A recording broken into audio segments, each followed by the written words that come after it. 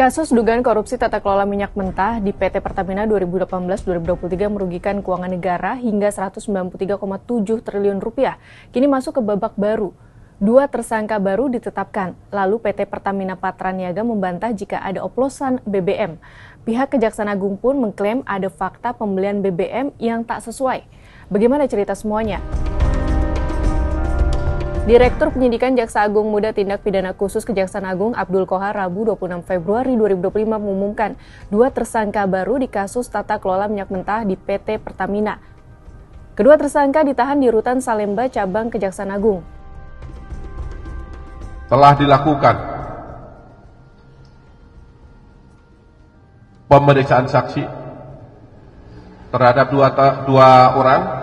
Yang pertama yaitu Maya Kusmaya ST, MSD, selaku Direktur Pemasaran Pusat dan Niaga PT Pertamina Patraniaga. Yang kedua, dilakukan pemeriksaan sebagai saksi terhadap tersangka Edward Corner ST, selaku FV Trading Operation PT Pertamina Patraniaga. Kemudian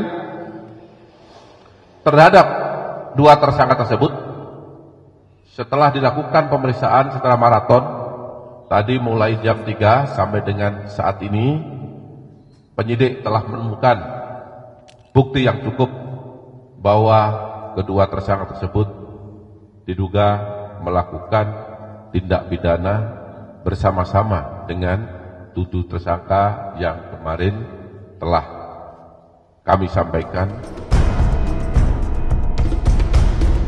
Dari hasil pemeriksaan pihak kejaksaan ditemukan bahwa Maya diduga memerintahkan Edward untuk mencampur RON 88 dengan RON 92 untuk menghasilkan produk BBM RON 92. Pengoplosan itu dilakukan di terminal milik PT Orbit Terminal Merak, lalu dijual dengan harga RON 92.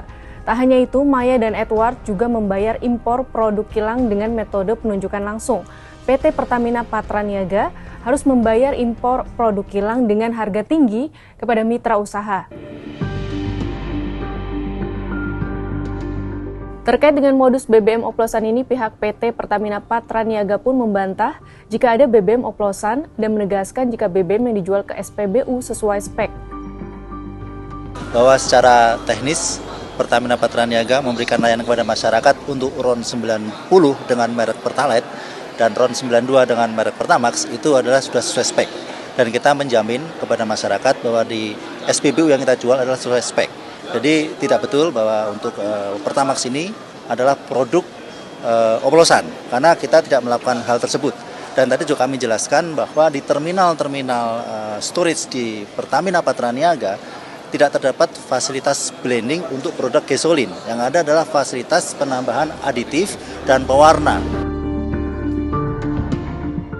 Pihak Kejaksaan Agung pun mengklaim akan menelusuri soal pembelian BBM yang tidak sesuai RON didistribusi ke masyarakat. Bukannya fakta bahwa RS selaku Dirut Pertamina Patraniaga melakukan pembayaran terhadap pembelian RON 92. Jadi kalau RON 92 itu kan itu yang kita ketahui pertama. Tetapi barang yang datang itu di bawah RON 92. Nah, ada yang 88 misalnya. 88 itu berarti premium, 90 Pertalite.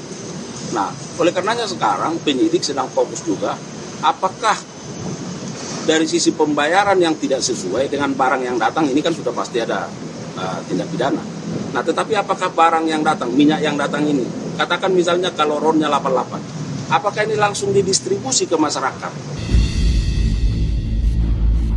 Besarnya kerugian 193,7 triliun rupiah di kasus ini membuat pengamat ekonomi UGM Fahmi Radi menyebut hal ini sebagai perampokan.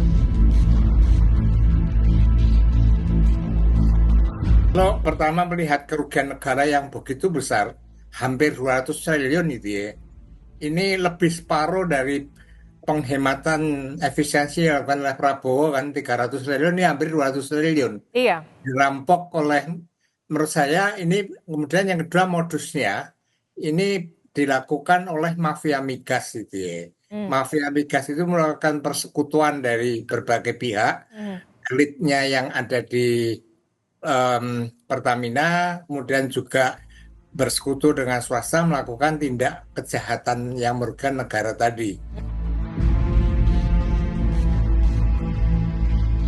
Sebelumnya, Kejaksaan Agung Senin 24 Februari mengumumkan 7 tersangka dugaan korupsi tata kelola minyak mentah dan produk kilang pada PT Pertamina Subholding dan kontraktor kontrak kerjasama pada periode 2018-2023.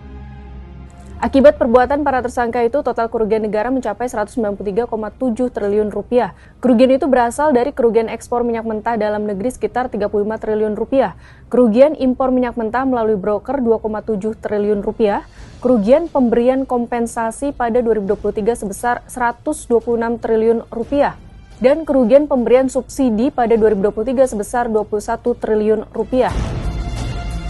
Kita nanti kemana lagi kasus korupsi tata kelola minyak PT Pertamina ini akan bergulir?